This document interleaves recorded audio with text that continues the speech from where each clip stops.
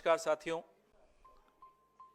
एक नया दौर हमने देखा।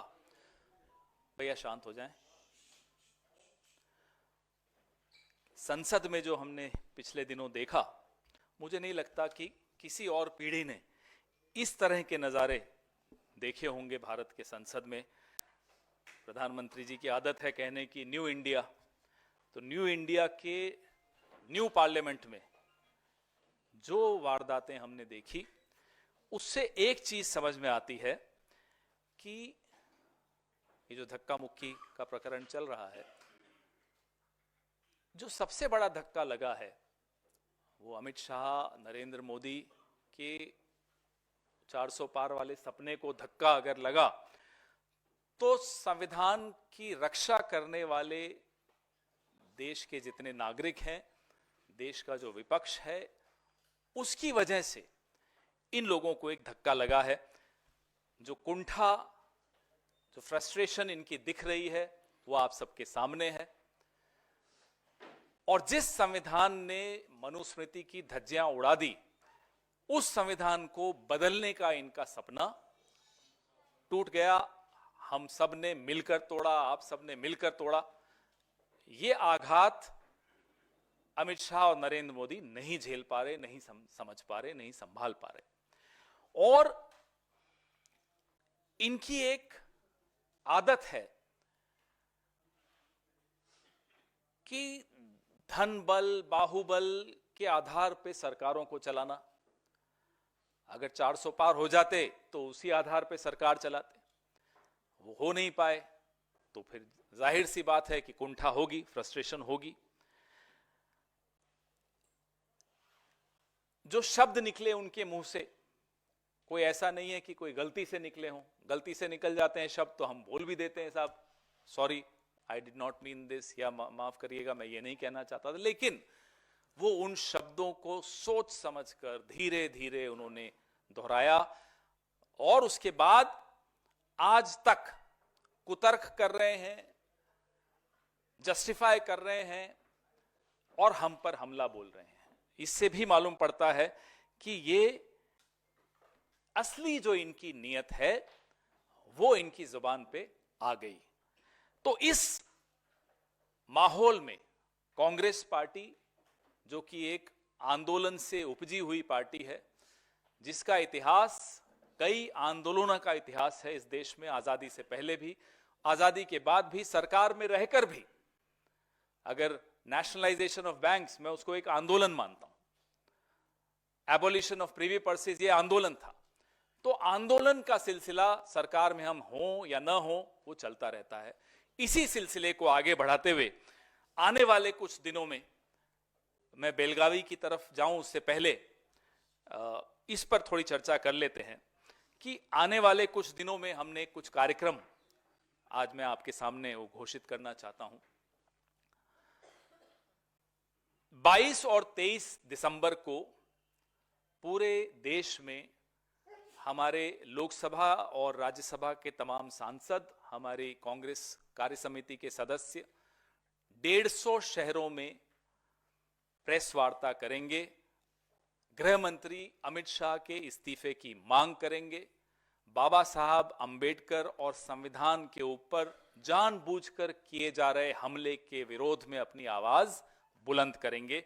मैं अभी इस प्रेस वार्ता के तुरंत बाद हमारे संगठन महासचिव का सर्कुलर आप सबके बीच में मैं भेजूंगा आप सबको, जिसमें इस कार्यक्रम का पूरा उन्होंने विस्तृत ब्यौरा दिया है।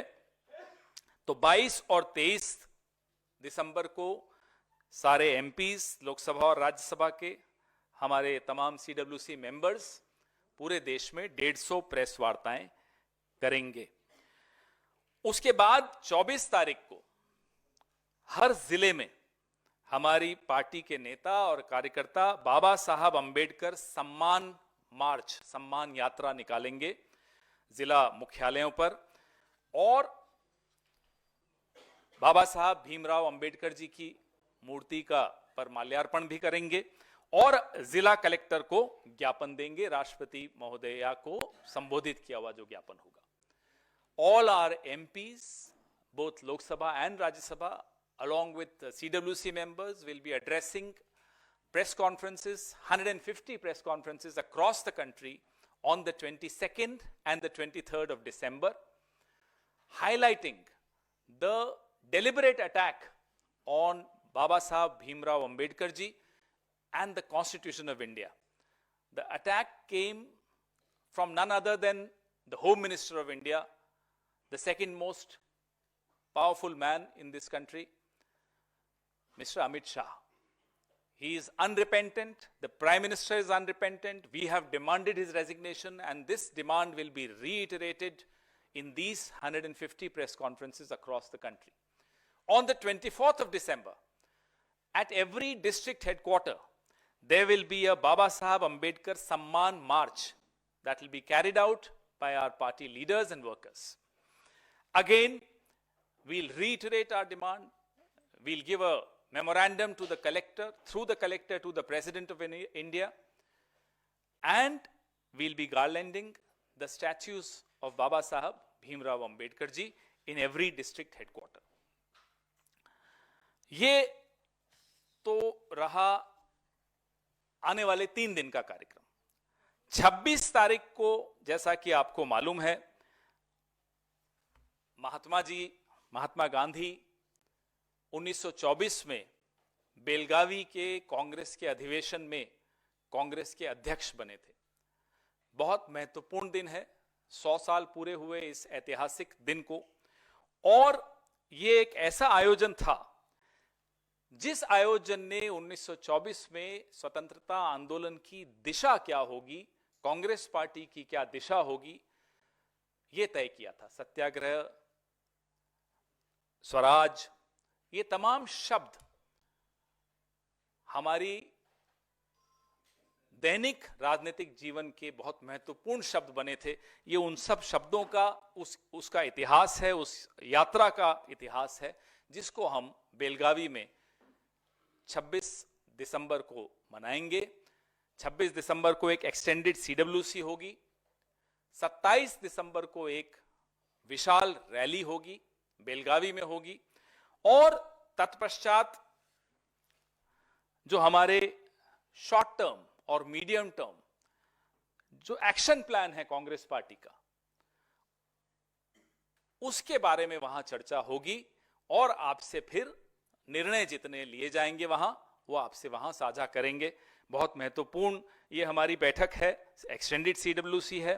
ना केवल इसलिए महत्वपूर्ण है कि इस ऐतिहासिक आयोजन को जो 1924 में हुआ था उसको 100 साल पूरे हुए हैं, इसलिए भी महत्वपूर्ण है कि हम प्रत्येक जो कांग्रेस के सिपाही हैं, गांधी के सिपाही हैं, उन सब के लिए ये जानना जरूरी है, आवश्यक है कि एक ऐसी परंपरा के हम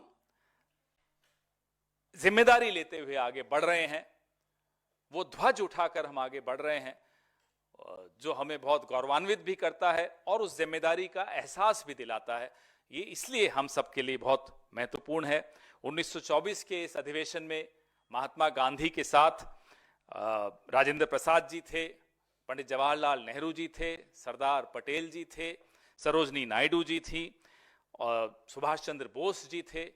दिग्गज नेता हमारे सब इस अधिवेशन में थे, और तब से लेकर अब तक, महात्मा गांधी से लेकर और आज हमारे मल्लिकार्जुन खड़गे साहब तक, जिस तरह से कांग्रेस पार्टी ने हमेशा संघर्ष का रास्ता चुना, समझौते का रास्ता नहीं चुना, और संघर्ष के रास्ते पर चलते हुए ही इस देश की यात्रा ने बहुत महत्वपूर्ण मंजिलें हासिल की, वो आपके सामने है।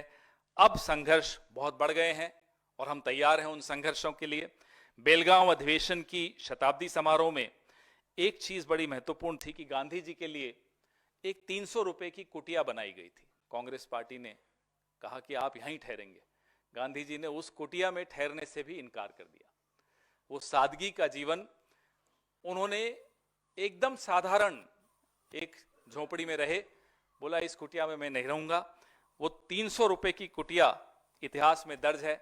आज का जो हमारा जो निजाम है, जो सत्ताधीश लोग बैठे हैं सूट बूट वाले, जिनको राहुल जी सूट बूट की सरकार कहते हैं, उनको भी प्रेरणा लेनी चाहिए कि किस तरह के लोगों ने, who were our founding fathers, what was their contribution, what was their sacrifice, how was their mentality, how did they think. ये सब हमारे आज के प्रधानमंत्री और गृह मंत्री और इन सबको भी समझना चाहिए। तो आपके सवाल तो मैं लूंगा, ज्यादा जवाब नहीं दे पाऊंगा क्योंकि काफी कुछ आपको वहीं मालूम पड़ेगा। बेलगावी में बहुत महत्वपूर्ण है, इसलिए महत्वपूर्ण है कि इतिहास को तो याद कर ही रहे हैं, लेकिन आगे का रास्ता तय करने के लिए बेलगावी एक मील का पत्थर साबित होने जा रहा है कांग्रेस पार्टी के लिए। इससे ज्यादा अभी बोलना उचित नहीं रहेगा आपके सवाल।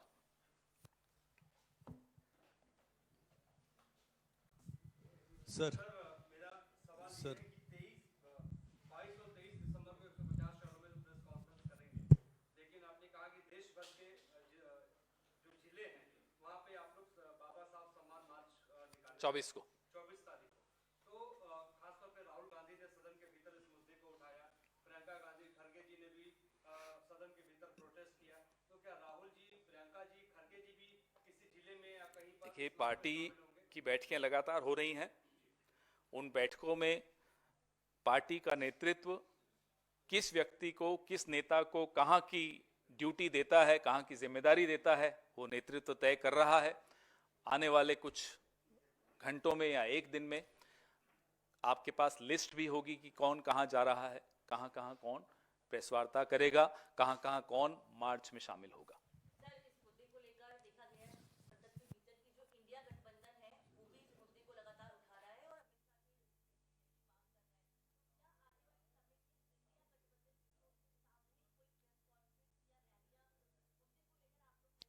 आज ये कांग्रेस के मंच से, कांग्रेस की प्रेस वार्ता में, कांग्रेस के कार्यक्रम के विषय में, ना केवल आने वाले 3 दिन के कार्यक्रम में, बल्कि बेलगावी के कार्यक्रम के विषय में मैं आपसे चर्चा कर रहा हूं। रही बात इंडिया गठबंधन की क्या व्यूहरचना होगी, उस पर किसी और मंच से कभी और जरूर चर्चा की जाएगी। सर सर पहले इस प्रोग्राम पे कर लें यार। सर, ये Congress working committee, extended Congress working committee agenda अलग है, लेकिन ये जो मुद्दा जिसको आपने संसद से सड़क तक रखा है, अंबेडकर साहब के मसले को और अमित शाह की माफी और इस्तीफे की मांग को, ये कितना बड़ा ये मसला बहुत होगा महत्वपूर्ण है। ये इसलिए महत्वपूर्ण है कि जो संघर्ष पिछले कुछ सालों से, विशेष तौर पे खड़गे साहब और राहुल गांधी जी ने भारत जोड़ो यात्रा और भारत जोड़ो न्याय यात्रा के वक्त भी इस आह्वान किया था इस बात का कि संविधान को बचाने का। और फिर आपने देखा कि जिन्होंने कभी भारत के संविधान को नहीं अपनाना स्वीकार किया, अब मजबूरी में उनको शपथ लेनी पड़ती उसी संविधान को हाथ में रखकर, लेकिन दिल से स्वीकार कभी नहीं किया। कभी कभी मुंह पे इनके आ ही जाता है कि 400 हो जाएंगी तो हम संविधान बदल देंगे। और अब आपने देखा संसद में किस तरह से गृह मंत्री ने बाबा साहब अंबेडकर का अपमान किया। तो ये जाहिर सी बात है कि बहुत महत्वपूर्ण मुद्दा है। कांग्रेस पार्टी इस मुद्दे की सबसे अग्रणी ध्वजवाहक है, क्योंकि कांग्रेस पार्टी ने ही संविधान की सुरक्षा के लिए कई दशक संघर्ष किया, संविधान को बचाए रखा और आगे भी हम बचाए रखेंगे।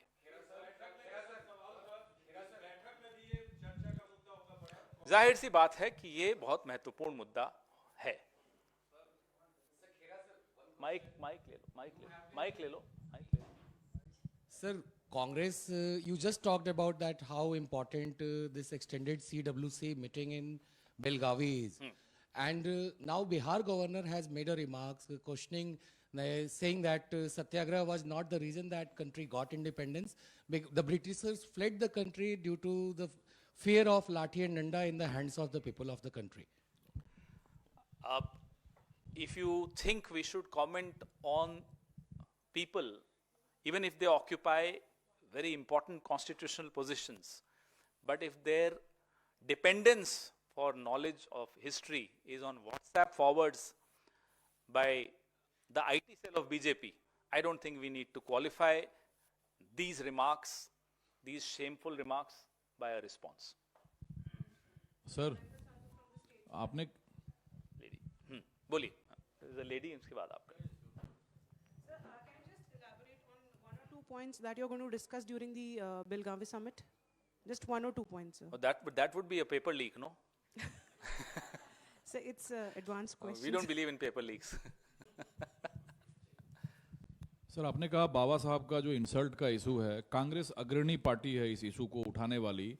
मायावती ने भी नेशन वाइज प्रोटेस्ट की बात कही है, तो क्या कांग्रेस, खासकर मायावती जो दलित नेता के तौर पर पहचान रखती हैं, उनको अपने साथ? भाई ये ऐसा मामला है, ऐसा मसला है जो देश की अस्मिता, देश के वजूद का मसला है। इसमें जितने लोग सामने आए उतना देश का ही हित होगा। इसमें ये नहीं होगा कि मेरी कमीज आपकी कमीज से सफेद, ऐसा नहीं चलता है। ये ऐसा मामला है, ऐसा मसला है कि इस पे सबको बाहर आना होगा, क्योंकि आज बाबा साहब अंबेडकर पे हमला है, कल संविधान पे हमला होगा, परसों आपकी और मेरी स्वतंत्रता पे, जो कि संविधान से ही मिली है हमें, उस पर हमला होगा। ये हमला कोई सिर्फ एक व्यक्ति पर नहीं है, वो इस देश के कई करोड़ों लोगों के लिए, ना केवल इस देश के करोड़ों लोगों के लिए, इस विश्व के करोड़ों लोगों के लिए वाकई भगवान स्वरूप है, क्योंकि उन्होंने उन करोड़ों लोगों की स्वतंत्रता, आर्थिक, सामाजिक, राजनीतिक स्वतंत्रता के लिए संघर्ष किया। तो ये हमला उन सब लोगों की स्वतंत्रता पर है, हम सब की स्वतंत्रता पर है।